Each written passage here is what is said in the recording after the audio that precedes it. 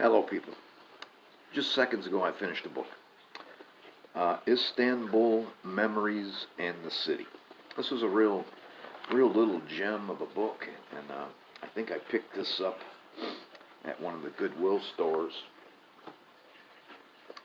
only because I went through a whole thing where I was reading about nothing but the Ottoman Empire and Istanbul and the siege of Vienna, the siege of Constantinople, the Janissaries, and all of that. I was fascinated by it for at least a year. And I have read a couple of books just about the city. Sometimes when you pick up a book like that, it just goes into nothing but architecture, and that kind of bores me. And this did a little bit, but in a different kind of way. This is written by a gentleman by the name of Orhan Pamuk, and it takes place like in the late 50s, 60s, and 70s. Him growing up, him coming of age, and it's about his family, his extended family, his mother and father, his brother, his first girlfriend, which is a kind of a sad tale, and it's about the city. And he talks about the city like what happened to it from the end of the First World War until he grows up there. His family is sort of wealthy enough to live in a different section of the city than the rest of the vast majority of the population. And the city is falling apart. And one of the things that he keeps going back to is the decay of the city, and not just the Ottoman and the Byzantine sections that are still left, but for a while there was nothing but rich people living there. They had big mansions, and they're all falling down and starting on fire, and they kind of line the Bosphorus, and when one of them lights on fire next to the Bosphorus, everybody crowds next to the water to watch it burn. So he keeps talking about this thing I wrote down, buzzun, but it's not buzzun, it's huzun, Huzun, and as far as I can gather, it's a feeling of melancholy, a feeling that you're part of the surroundings, you're part of the decaying city, and there's nothing you can do about it, but just decay along with it. He keeps going back to that. It was really a good book.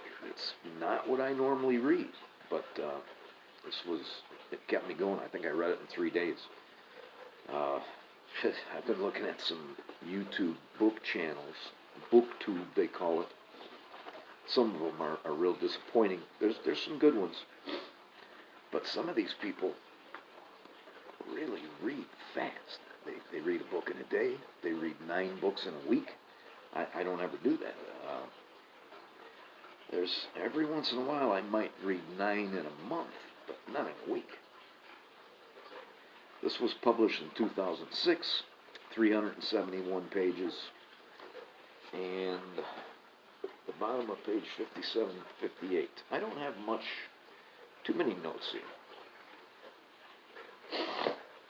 The boat trips with my mother always ended in the same way.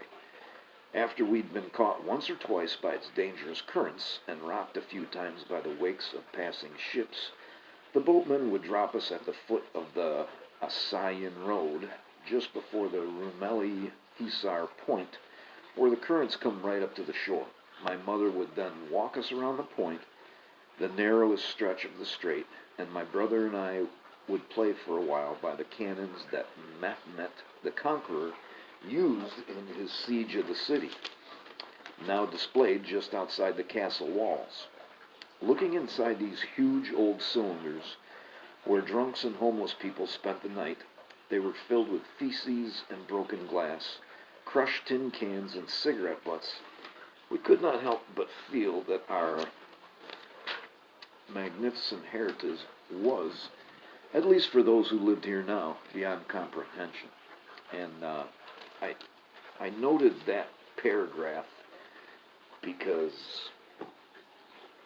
I don't know, the siege of Mehmet the Conqueror of Constantinople was just this amazing thing that went on for months. And cannon were fairly new at that point. The Turks had to get like specialists from Europe to show them how to use them, show them how to repair them, show them how to make them. They actually cast them right there during the siege. And like I talked about a few days ago, they use stone cannonballs. To me, this is just absolutely amazing. And to read that that bums are taking a shit in these cannons, that's incredible. I don't want to travel outside the country. I really don't. But if I did, Constantinople would be one of the places that I would like to go. Istanbul. Just for the history. I know that there's parts of the wall you can still see. It was a triple wall. And my note here says, little bits of wisdom. Last paragraph, page 120. This is the grandmother. I remember this. The grandmother is a pretty interesting character. He writes about his grandmother a lot. After reading this, she would peer at me through the glasses that made her cataracts look even more disconcerting and give me a strange, mocking smile, leading me to wonder, as I tried to smile in the same way, whether she was laughing at herself or because she knew by now that life was nonsense. Page 141. This is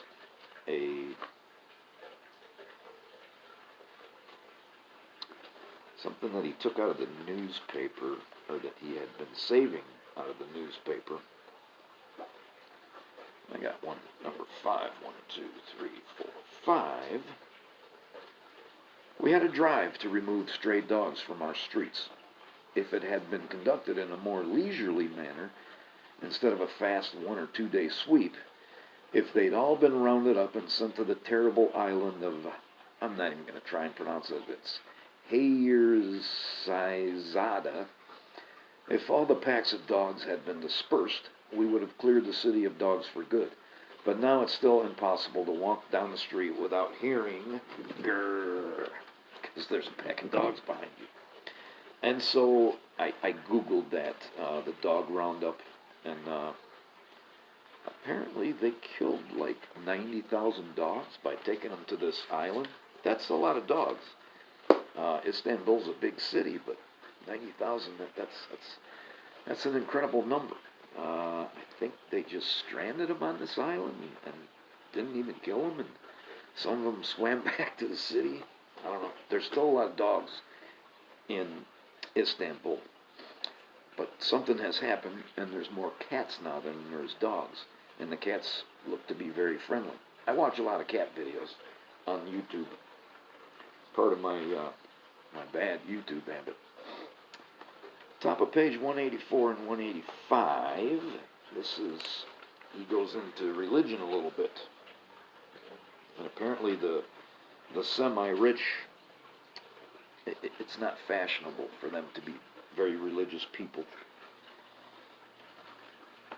My family's ambivalence about religion was most evident at Kurban Bayram, the Feast of Sacrifice.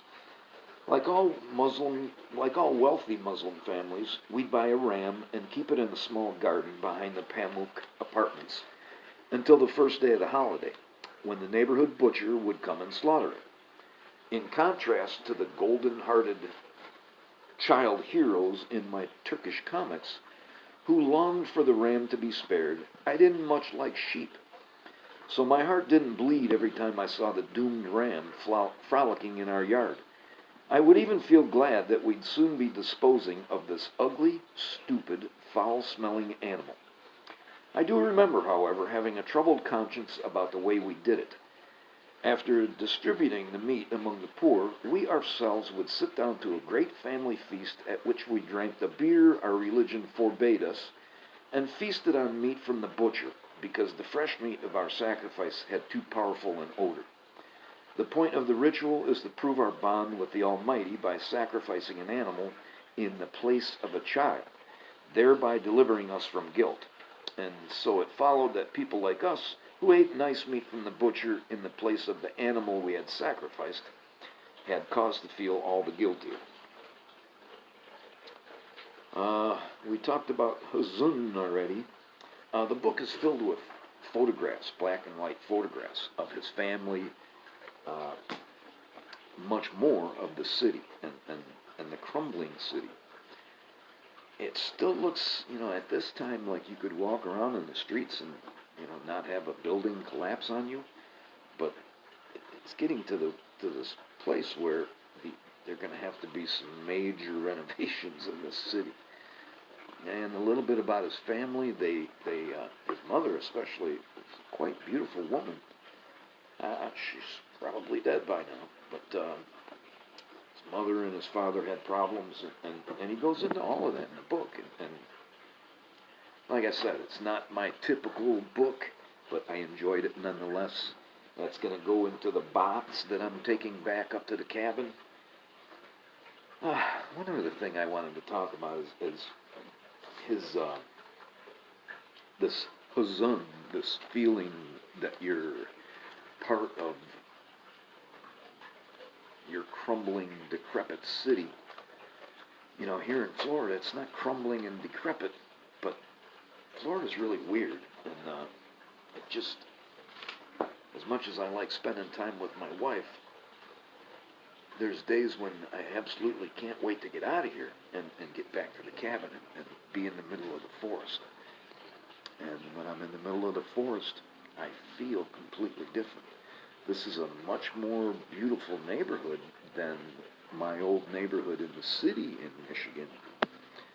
But I find that a lot of the things that bothered me in the city there, the teenagers with their loud cars and the constant noise, I find that a lot of things that bother me there, I actually miss down here, because this is very quiet. There's no children here at all. It's nothing but old people.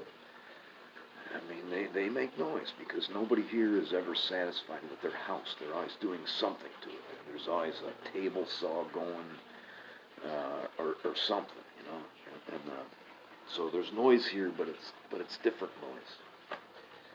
I'm gonna look through my box and find something new to read. I don't know what. Lately here, I'm just picking books based on whether they have small print or large print. I got a couple that look really interesting, but the fucking print is, why in the fuck they make it like that? Anyways, thanks for watching.